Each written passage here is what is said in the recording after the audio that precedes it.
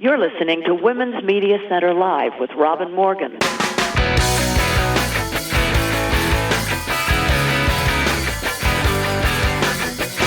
Welcome to Women's Media Center Live. I'm Robin Morgan.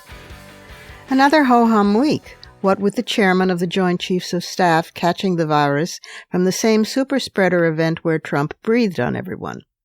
Meanwhile, Amy Coney Barrett, Trump's nominee for the Supreme Court seat, alas, vacated by Ruth Bader Ginsburg, well, Barrett held the title of handmaid. Honest, I am not making this up. In the People of Praise movement.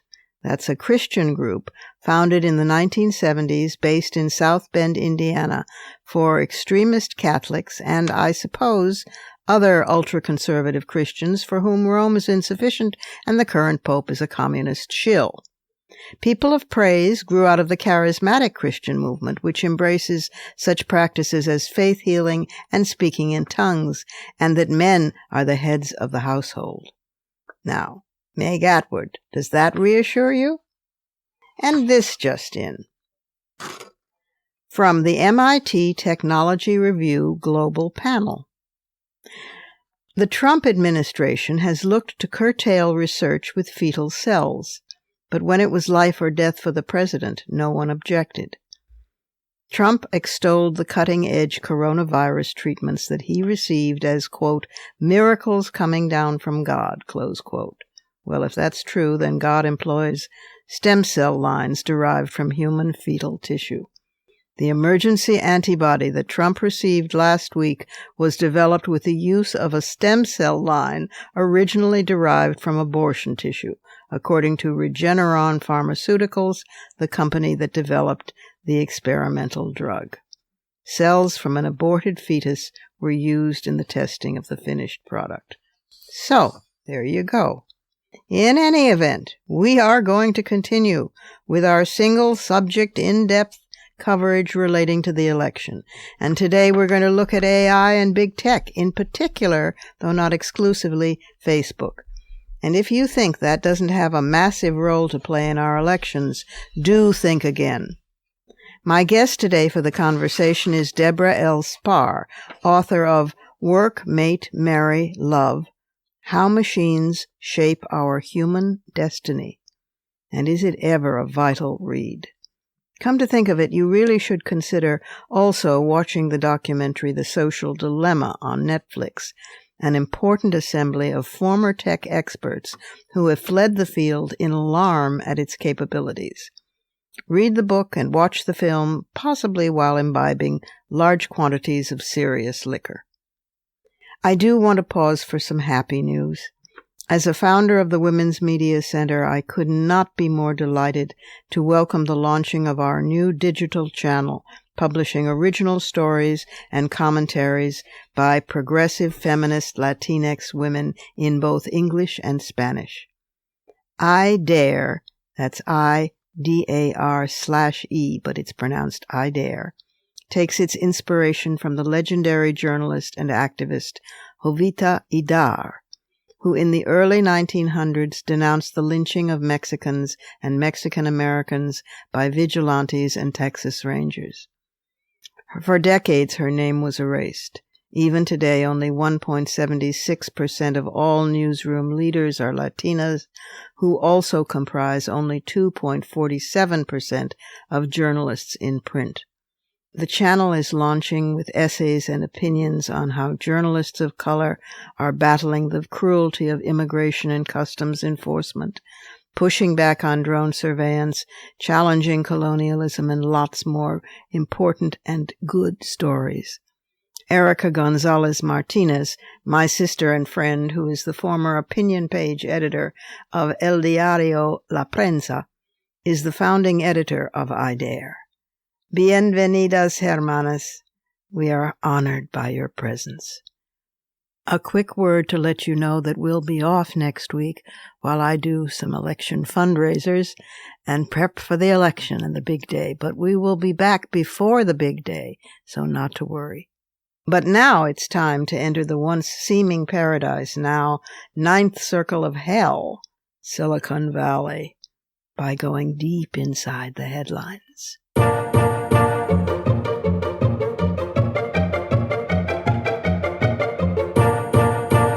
Liberate Michigan.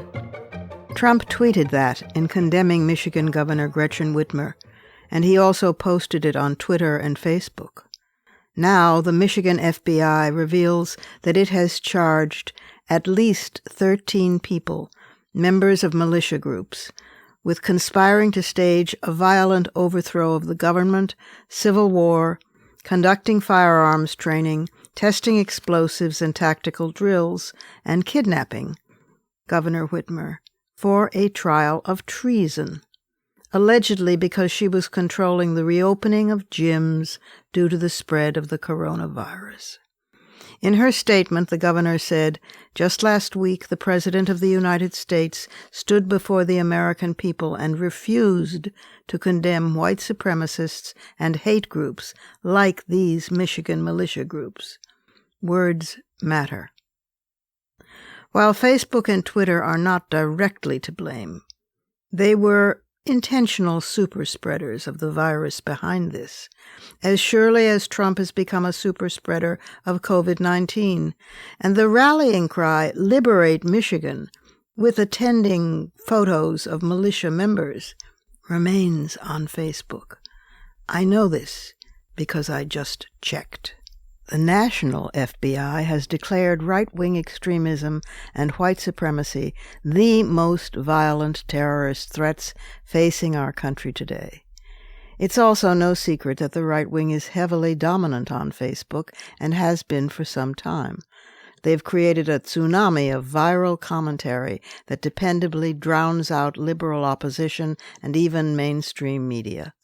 This results in a kind of parallel media universe that liberal Facebook users never encounter, but which is highly effective. After all, it's no mystery why right-wing content does so well on Facebook. The platform was designed to amplify emotionally charged posts, and conservative commentators are skilled at turning passionate grievances into powerful algorithm fodder, as Kevin Roose wrote in the New York Times. Facebook executives also seem willing to bend its rules for particularly popular conservative influencers. They've removed so-called strikes from the accounts of several high-profile conservative pages that were sharing viral misinformation, and they've regularly made exceptions for posts by Trump, even when they violated Facebook's own rules.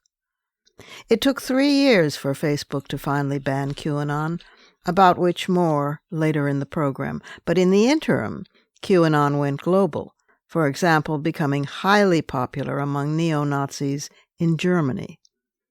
The sheer scale of Facebook makes this imperative for us to understand.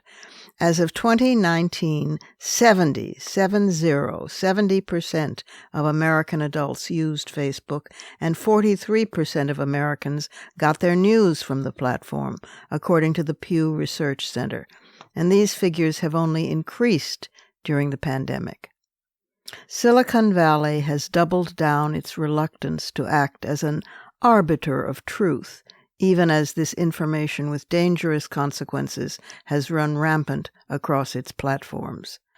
Mainstream social media companies permitted the growth of the conspiracy theories in part because they wanted to consider it authentic domestic political speech at a time when Trump and other Republicans were bashing them for alleged bias against conservatives. They also whined that right-wing messaging changes very quickly, and networks of supporters build an audience with one message and then pivot to another, and they complain they can't possibly monitor all this. Yet they monitor child pornography very thoroughly because it's illegal. Now Facebook announces it will actually act against posts that dissuade people from voting. Really? Now? They're also looking into removing posts that suggest people should go to polling places armed with an intention to intimidate. But you know what? Those notices won't be removed retroactively. Guy Rosen, who wears the ridiculous job label of Facebook's Vice President for Integrity, cries, "We believe we've done more than any other company." And Mark Zuckerberg complains that the amount of money spent on securing Facebook exceeded its entire revenue of roughly $5.1 billion $5.1 billion during its first year as a public company in 2012. Oh, Mark, my heart bleeds. Behind this is Zuckerberg's almost fanatic belief in supporting unfettered speech. Libertarian in his bones, he has used freedom of speech to defend falsehoods, disinformation, and outright lies. Apparently, he's unaware that the First Amendment protects us from government interference in our speech, like that of King George III before our revolution, not freedom of speech from, for example, violent pornography or violent political action or any other kinds of violent propaganda. Major newspapers in this country abide by the three sources rule.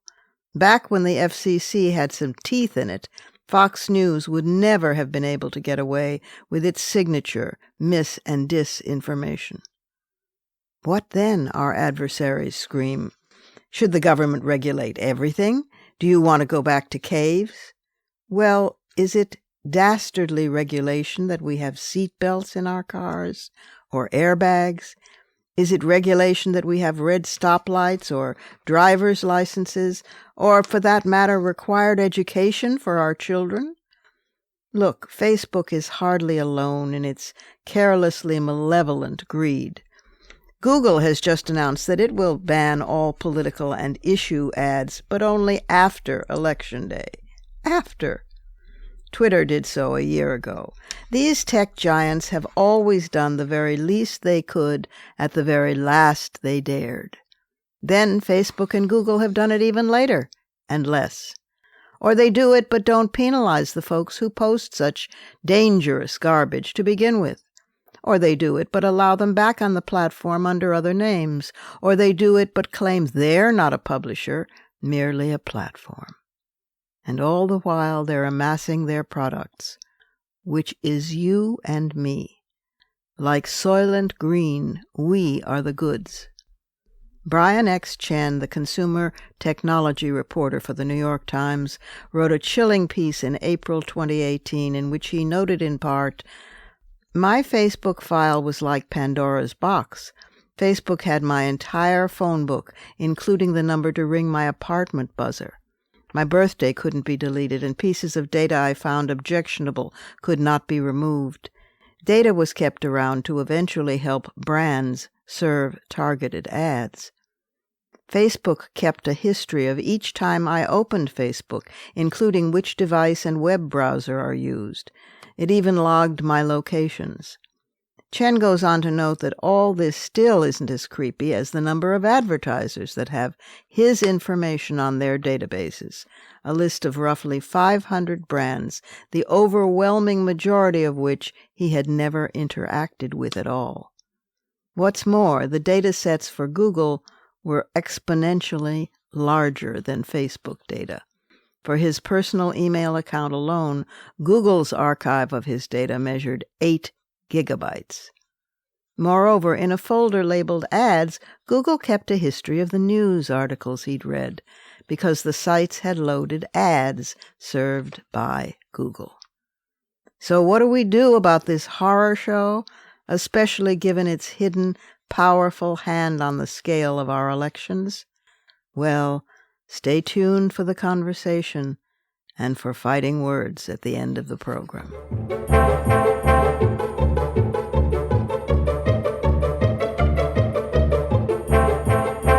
We need to take our first break here, but there's lots more coming up. There's Fighting Words, of course, at the end of the program, and there's my conversation with Deborah Spar, who is an academic with a popular brain. Good combination. And she's a futurist of sorts. Well, that's if you think the future's in the future, when actually it's here already, right now. So there's that. And speaking of the future being here right now, before we do any of this, we need to visit the Surrealism Corner.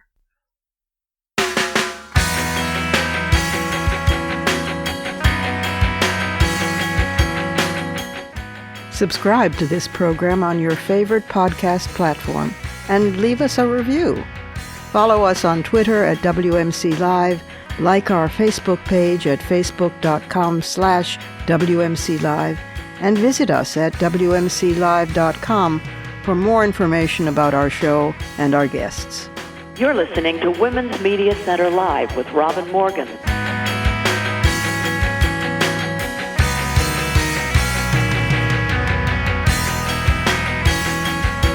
Brave New World is a fitting, although unsettling, subject for the Surrealism Corner.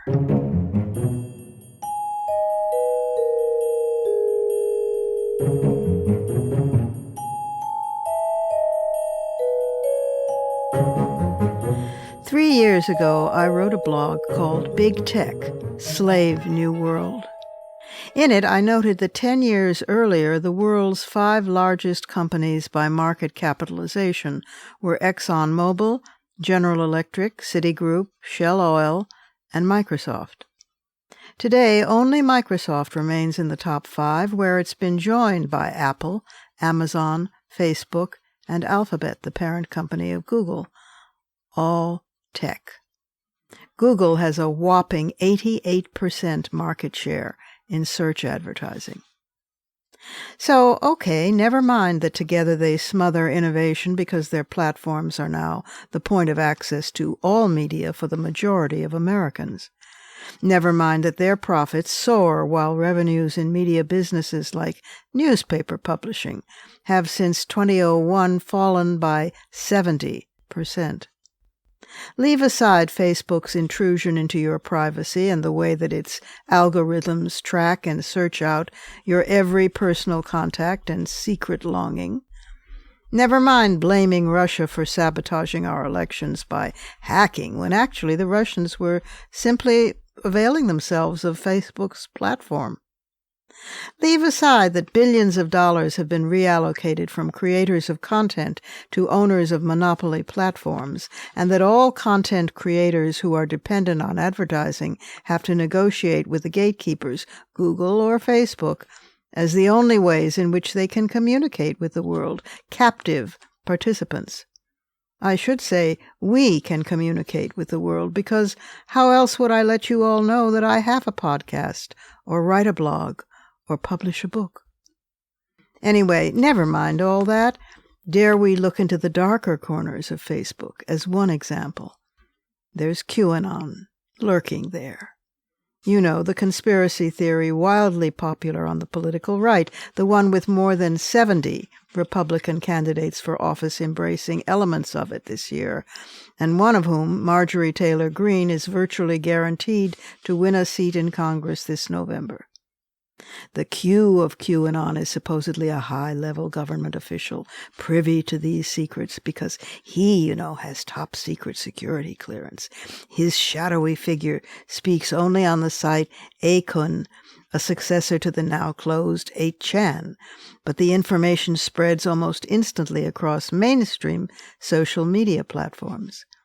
QAnon has played a key role in spreading disinformation related to COVID-19 and to vaccines that might address it, while its conspiracy theory expanded to adopt new themes like the supposed dangers of 5G cellular technology.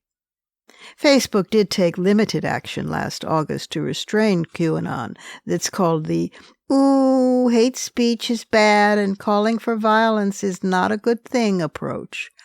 But the company went no further to curb a conspiracy theory that, while active on fringe platforms, uses the amplification power of mainstream platforms to reach many more people. Remember, we're talking here about a conspiracy theory that proliferated from anonymous message boards in October 2017, escalating from insane allegations that Democratic officials and Hollywood celebrities were raping and eating children, all the while seeking to subvert the Constitution, escalated to claiming the Sandy Hook massacre was staged, and that Black Lives Matter was responsible for setting the West Coast fires, and that Trump was the only one, supposedly, who can save us from such evil. So now, finally, Too little, too late. On October 6, Facebook imposed new sanctions on QAnon, removing affiliated groups and pages and all accounts on the Facebook subsidiary Instagram. Facebook owns Instagram, even if they don't violate other policies by inciting violence or trafficking in hate speech. And this belongs in the surrealism corner. Why? Because Facebook just took out a page ad in the New York Times. It's in their just us folks friendly manner. We're all pals, and we're accountable on combating foreign election interference. So not true. And in protecting people's privacy and data, translation, by selling it, and by enabling safe and easy data portability between platforms. Now, possibly that one is true because the megatech giants control all the platforms anyway.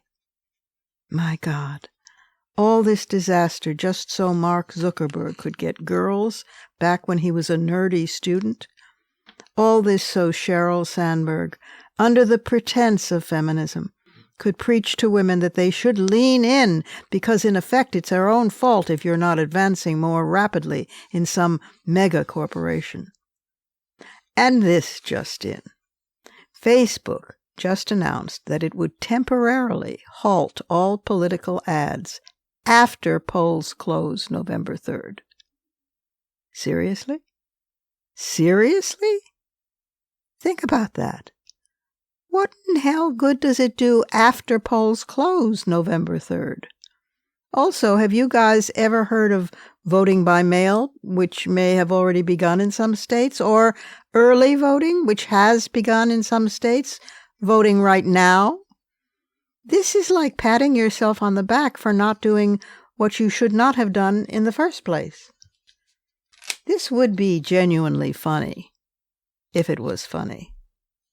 But there's nothing humorous about a page with 130,000 followers called QPin that remained active on Facebook 6 days after the Washington Post, one of those loser newspapers, raised questions about violent language and threats appearing on its posts.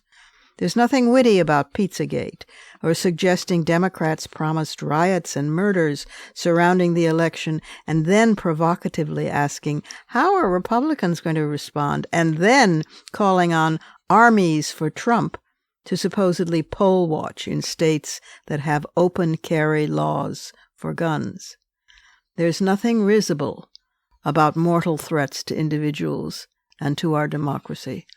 There's nothing hilarious about a pro-Trump youth group enlisting teenagers in a secret Trump campaign troll farm, which actually went so far as to prompt a rebuke, from Facebook and Twitter, but only rebuking them after the Washington Post asked questions about it. In fact, honestly, try as I have, for the first time, I'm unable to find amusing aspects to this situation, even though it is inherently, in its intrusiveness, lack of accountability, omnipresence, greed, amorality, and toxicity, utterly surreal.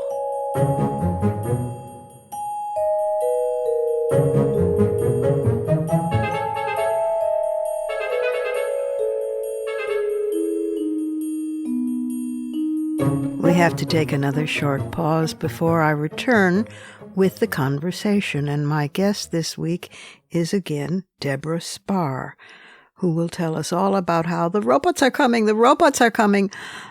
Well, the robots seriously are coming, and what's worse, Facebook is preceding them. Anyway, that comes up in just a moment. Stay tuned.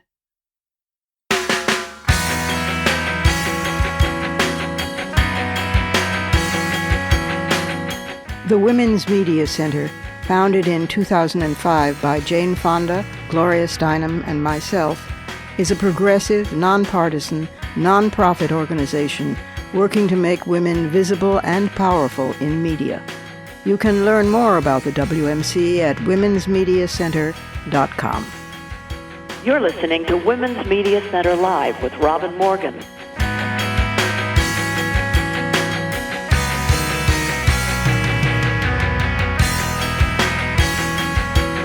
My guest for today's conversation is Deborah L. Spar. She is the former president of Barnard College, a liberal arts college for women affiliated with Columbia University. As president of Barnard, she was also an academic dean within Columbia. She was appointed president of Lincoln Center for the Performing Arts beginning in March 2017, but announced her resignation in April 2018 after only about 1 year in the position and chose to go back to academia, where she became the new Senior Associate Dean of Harvard Business School online in January 2020. She has done much academic research, and she has written a number of books, including The Baby Business, Ruling the Waves, Cycles of Discovery, Chaos, and Wealth from the Compass to the Internet, The Cooperative Edge, The Internal Politics of International Cartels, Beyond Globalism, Remaking American Foreign Economic Policy, Wonder Women, Sex, Power, and the Quest for Perfection, that was in 2013, and her current book, just out, Work, Mate, Marry, Love, How Machines Shape Our Human Destiny. And that's what she's here to discuss. Deborah, welcome to Women's Media Center Live. It's good to have you here. It's such a pleasure. Thank you. Well, listeners, complete disclosure, Deborah Spar and I are friends during the years when she was president of Barnard, the great women's college. She was in New York, and we had many dinners together, at which I would chirp merrily on about my new novel, and I hoped that it would make people laugh and cry and da-da-da. And then she would talk about her new book, and I had no idea. And it's here now. It's now here. It is called Work, Mate, Marry, Love, How Machines Shape Our Human Destiny.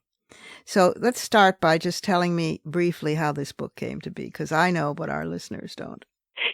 Sure. So, I mean, like most books that had sort of a strange birth, it wasn't planned from the outset.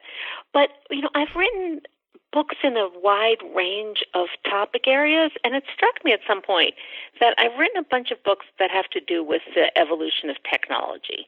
Mm-hmm. And those books, with apologies, tend to be written largely by men. They have a certain masculine quality to them. They're about building things and breaking things and disruption. Right. And then there's another whole strand of literature that I've contributed to some extent, and that's the literature on women and families and love and romance and sexuality. Right. And it struck me that those two literatures never talk to one another. Like, they exist in different universes. Mm-hmm.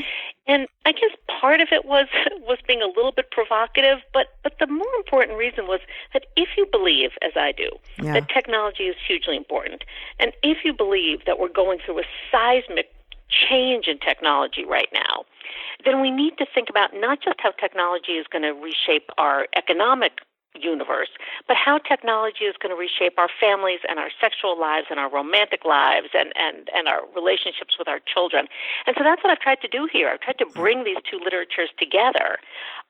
Again, partly because I think it's interesting, but more importantly, because I think it's crucially important. Right. Because we're about to be upended. Right. And yeah, so you're basically bringing it all back home. You're saying technology is not a thing out there, separate from where people live and work and breathe and marry and love and mate. You're saying it's inside. It's in our bodies. It's in our lives. It's in us. So, right. Sometimes it's physically in us, but for all of us, where we are in this moment of time is related to technology. I couldn't be the person I am if I hadn't, been born in a moment when there were cars and microwaves and washing machines and computers, all of which goes into sharp relief right now when we've all been thrust into the future and we're living our lives on Zoom. Right, exactly. It wasn't even there a few weeks ago, it seemed, and then suddenly, boom, there it is. We live on it. Yeah. So, listeners, first off, you ignore this book at your peril. I am dead serious. This is an absolute necessity read. That said, I am not a Luddite, as you know, and I don't think at all that tech is the enemy. but I'd noticed that on your book tour, which is a virtual book tour, poor authors who come out with books during this, God love you. So I noticed that others took it on sort of one by one. This one focused on work, that one focused on sex, this one focused on family. They didn't take it on all together. Whereas actually the book itself throws the entire panoply at us, from reproductive technology to Facebook to all of it. And the entire panoply, I will tell you honestly, not being a Luddite and not believing tech is the enemy, at times it made me angry, it made me defensive, it made me very anxious, and it made make you anxious, and it made me a bit depressed, more than a bit depressed. This is a book you need to read with a stiff drink, but you need to read it. It's just that it was like a tautology. At times I felt like Captain Jean-Luc Picard of Star Trek. I met the Borg and the resistance was futile. Technology is what it is because it is what it is, and there's nothing we can do about it. Now, I know that surveillance capitalism with Facebook, for example, is not where you come down.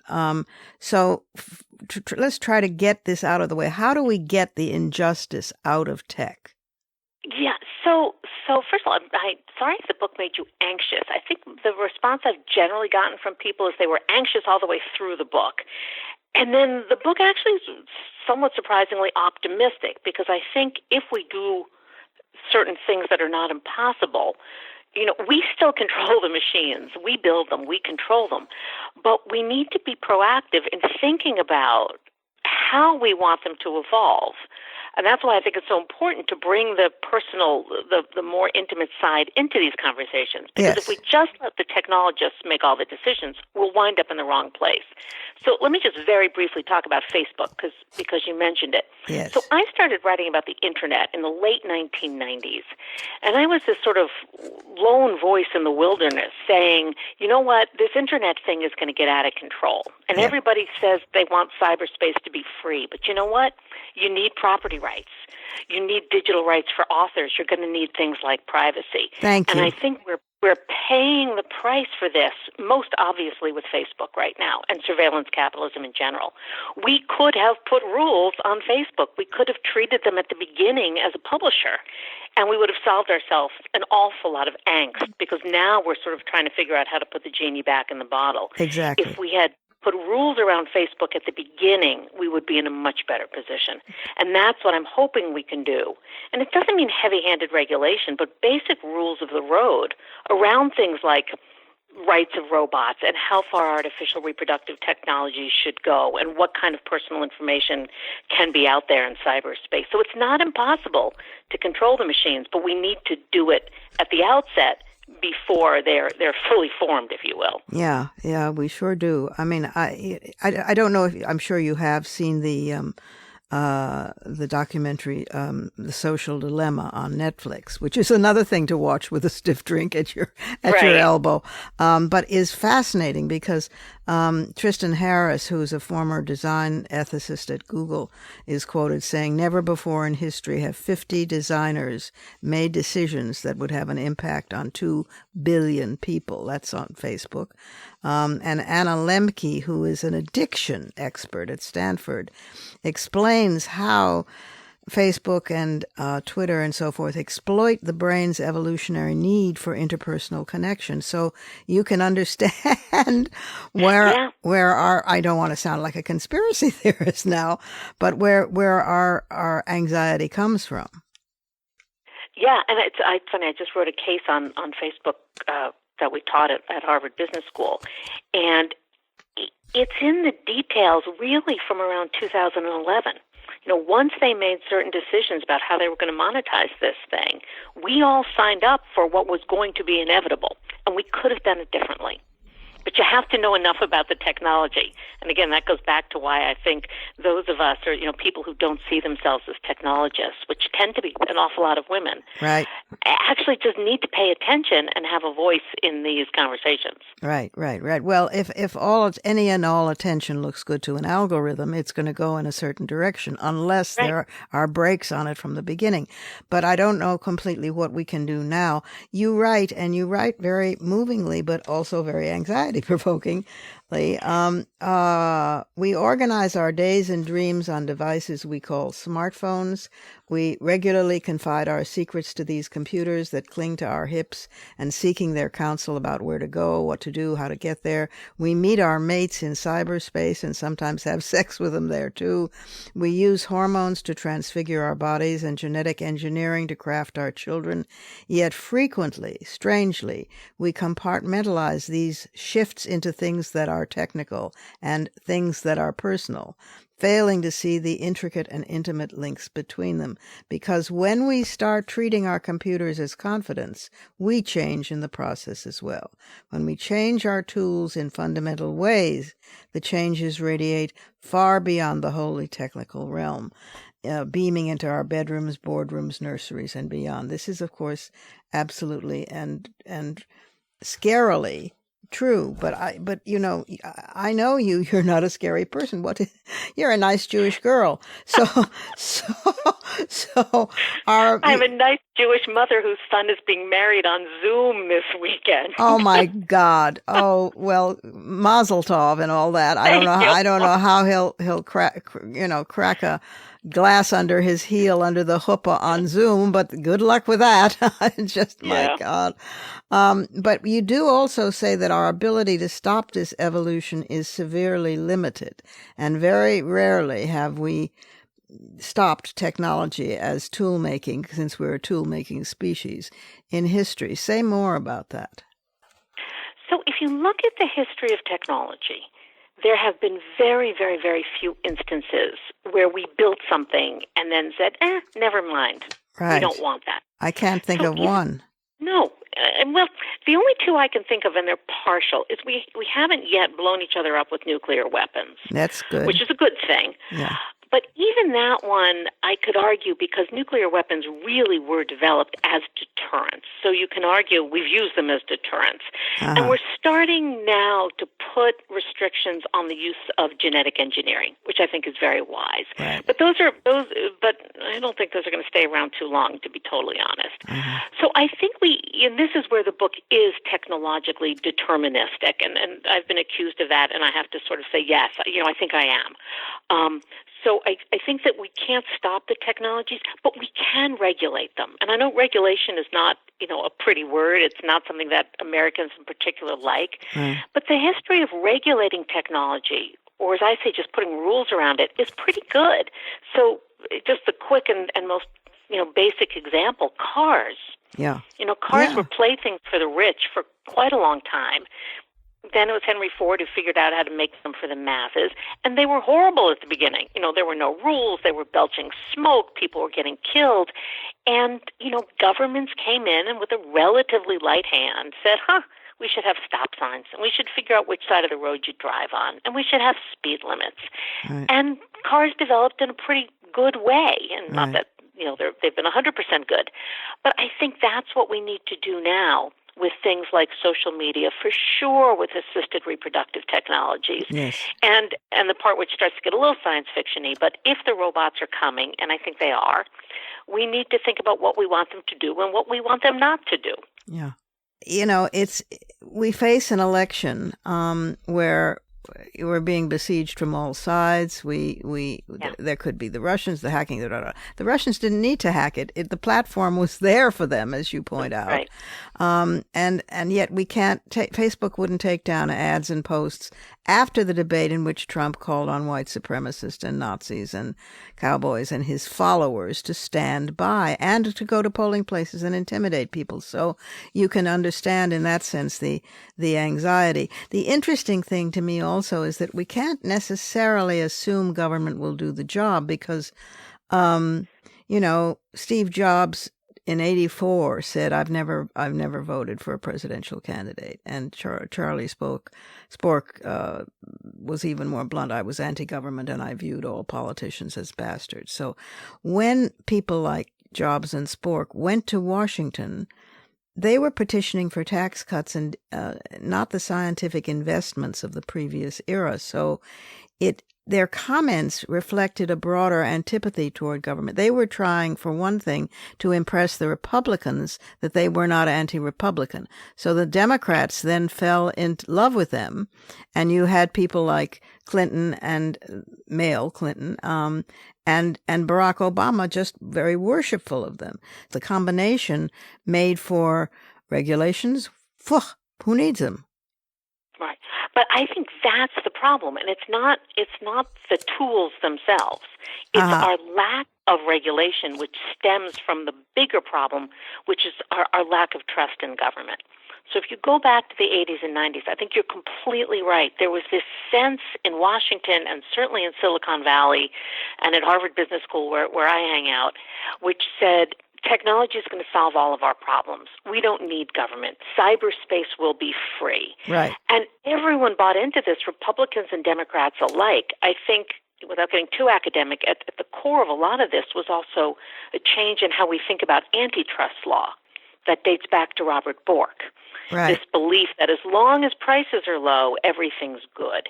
And we signed on to that bargain, and we all kind of said, we don't need government. The smartest people are out in Silicon Valley. And I look at my generation of people. I have a PhD in political science, but nobody from my class is actually in elected government. We've abandoned the political process, and we turned it over to a bunch of 23-year-olds building apps in their dorm rooms. Well, because they made a lot of money, too, and they saved the economy. Yeah. And if there's anything that I'm vaguely optimistic about right now, although I reserve the right to change my mind, it's that there are people now in their 20s and 30s, young people, who are saying, I need to be in government. I need to be part of the solution. Yes. And I think that's where it has to come from. We fell into this belief that left to its own devices, private industry would regulate itself. It doesn't. Yeah. That was a mistake, a crucial mistake. And combined with overwhelming techno-optimism, that was a double mistake. Yeah. Yep. Well, but these are fixable, right? This is the part that's not technologically determined. That's what I need you to tell me before I end it all. I just it's fixable. We just need humans to take back power, whether it's the people or their elected representatives, to put the speed limits in place. Yeah. It's not micromanagement. Just put the speed limits in place so we control what we want the technology to do and what we don't want it to do. Well, one thought I had which was, Justice Brandeis, the great Justice Louis Brandeis, who argued for the necessity of ending monopolies because he knew that in a democratic society, large centers of private power was dangerous. Okay. But he generally opposed regulation, but that was only because he worried it'd lead to the corruption of the relevant regulator. But he advocated breaking up what he called bigness, though he made an exception for so-called natural monopolies like railroads and telephone and water and power companies where it makes sense to have one or a few companies controlling an industry because of the central requirements for cooperation and linkage. But it's possible that maybe tech companies today, Google in particular, have become natural, monopolies by supplying an entire market's demand for service at a price lower than what we offered by two competing firms, in which case, isn't it time to regulate them like public utilities? Absolutely. And that's what happened with the utilities, water companies, power companies. They are regulated. So I think we have, two options. One is to regulate Facebook et al. As the utilities that they have become. Mm-hmm. The other is, and it's very Brandeisian, it's to break them up. Right. One of the reasons Facebook has so much power is that there's essentially no competitors left. They bought Instagram. They bought everybody who might have been a competitor. And this is what I wrote about in my 2001 book, Ruling the Waves. If you look at the history, which is a fantastic book, by the way, listeners. It's Thank you. From the computer to the internet. Go ahead. Yes. Yes. So if you look at the Europeans are much more comfortable regulating than American firms are. Yeah. It's just more in their DNA. What Americans do is we wait until these guys become giants and then we break them up. That's what we did with Western Union. That's what we did with Standard Oil. That's what we did with AT&T. Uh-huh. And my, a little I late. had a. It's too late. Well, it's not too late. It's not too late. But that's where if I had to bet, I think ultimately we will move to. Unless our political system completely disintegrates, which is not impossible at this moment. But if we have any kind of, a legislative power in the next 10 years, I think we will start curbing the power of these firms. The Europeans are already doing it. Yeah, or moving to do it. It makes such sense. When AT&T was regulated, it was required to spend a fixed percentage of profits on research and development. So they set up Bell Labs to develop the next generation of communications technology and to do research in physics and other sciences. And over the next 50 years, Bell Labs produced the transistor, the microchip, the solar cell, the microwave, the laser, and cellular telephony, plus 8 Nobel Prizes. This benefited the public. So why can't we? Yeah. Well, you give me a shred of hope to cling to, and there's so much going on these days. Oh my God, that we need shreds of hope. We definitely need shreds of hope. It's a brilliant book. Again, listeners, you ignore it at your peril because you need to know that you are part of tech, and tech is now part of you. And that's a scary thing at first because you gasp a lot, but the point is that you have to ingest it.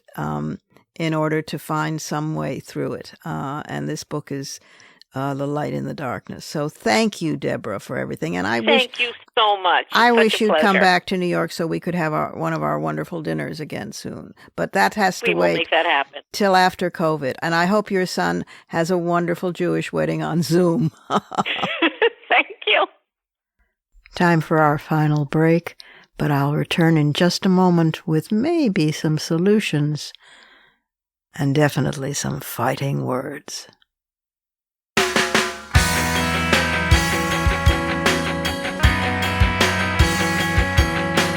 For the smartest talk about news, politics, sex, books, religion, race, and more, it's Women's Media Center Live with Robin Morgan. Audacious, witty, provocative, informative, and fun. It's Women's Media Center Live with Robin Morgan. Talk radio with a brain. When you're up against Goliaths, sometimes all you can sling are fighting words.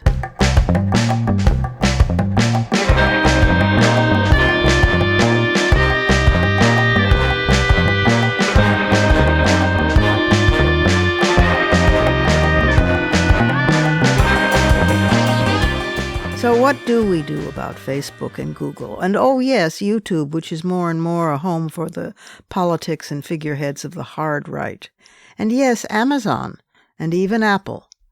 I just didn't have time to get to everybody. Look, I know that the following are longer-term solutions, and I realize that, first of all, we need to get rid of Trump and his regime before we do anything constructive. Still, we can begin now with plans in place to start educating ourselves and consumers. Here are a range of suggestions, straws at which to grasp. 1.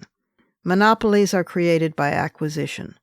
Facebook buys Instagram and WhatsApp, Google buys DoubleClick, Amazon buys Audible, etc. For starters, and at a minimum, these companies should not be allowed to acquire other firms like Spotify or Snapchat. If they're too huge to regulate, then they should be broken up. 2.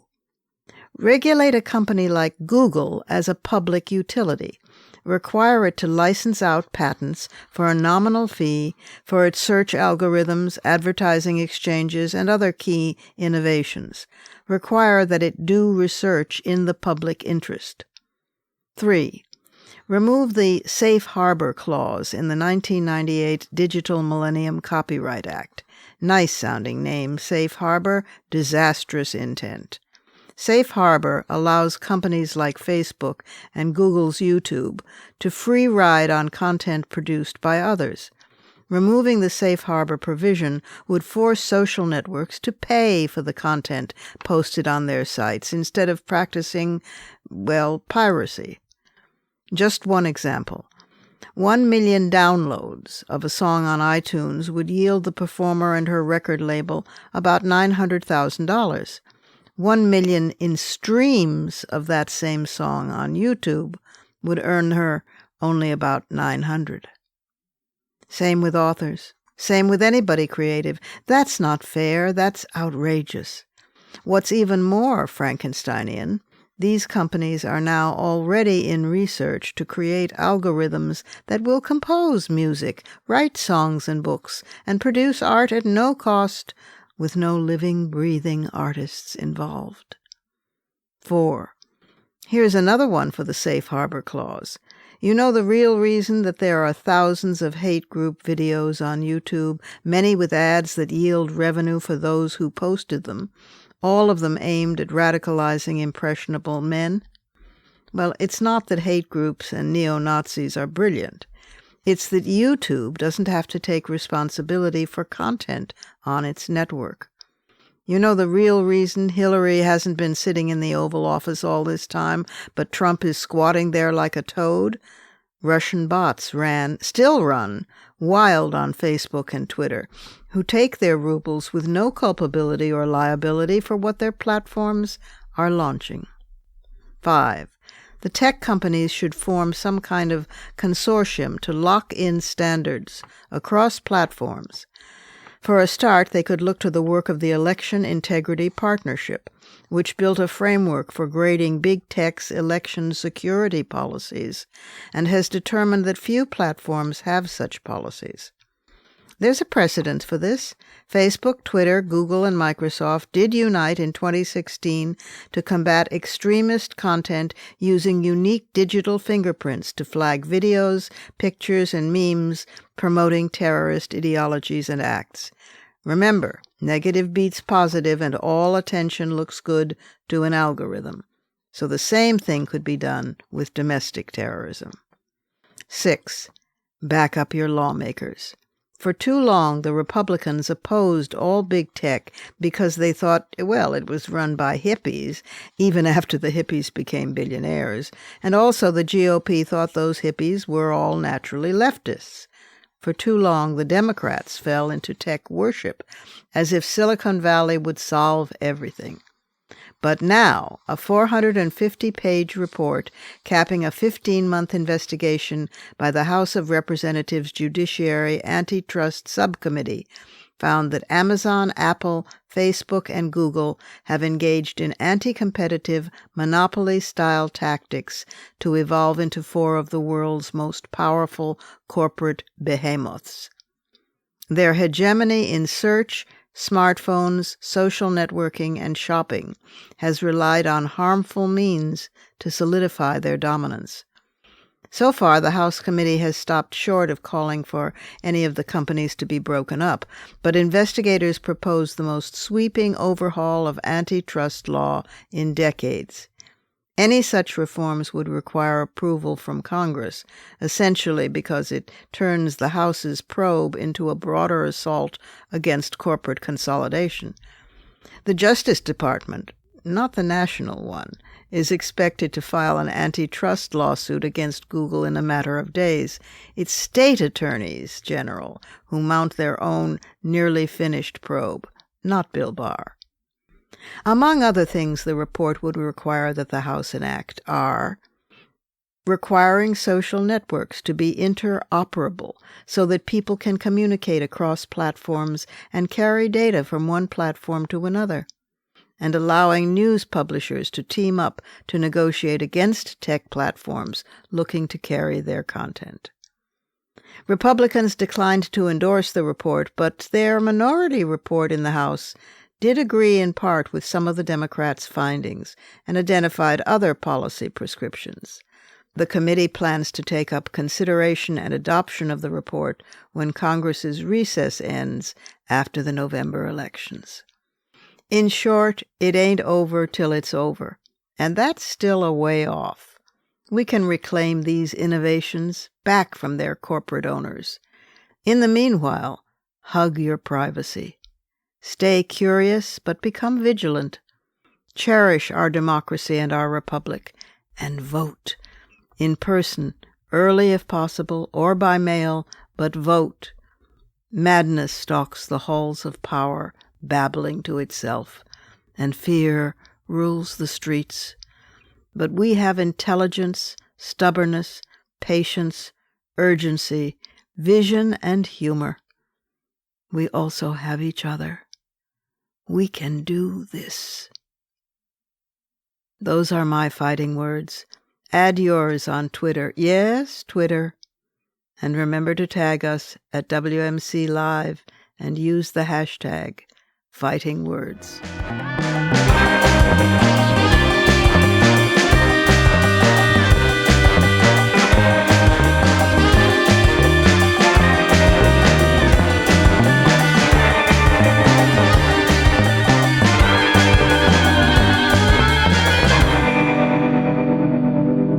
And that's our show for this week.